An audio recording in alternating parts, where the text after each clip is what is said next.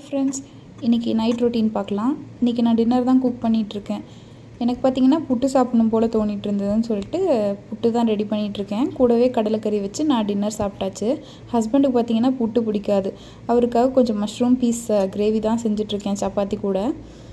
அதுக்கு பார்த்திங்கன்னா ஒரு கடாய் வச்சுட்டு கொஞ்சமாக எண்ணெய் போட்டதுக்கப்புறம் whole garam masala spices, onion, பச்சை மிளகா, கருவேப்பிலை இதெல்லாம் போட்டு நல்லா வதங்கினதுக்கப்புறம் கொஞ்சமாக இஞ்சி பூண்டு பேஸ்ட், ஒரு பெரிய சைஸ் தக்காளி நல்லா சாப் பண்ணி சேர்த்துக்கலாம்.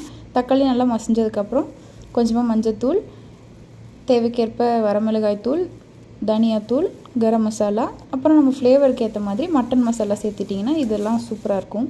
கூடவே உப்பு போட்டு நம்ம கட் பண்ணி வச்சுருக்கிற மஷ்ரூம் அண்ட் பீஸை உள்ளே ஆட் பண்ணிவிட்டு ஒரு 2 மினிட்ஸ் நல்லா குக் பண்ணுங்கள். மசாலாவோட பச்சை வாசனை போனதுக்கப்புறம் தேவையான அளவு தண்ணி ஊற்றிட்டு லிட் க்ளோஸ் பண்ணி ஒரு 10 மினிட்ஸ் குக் பண்ணி எடுத்திங்கன்னா சூப்பரான கிரேவி ரெடி.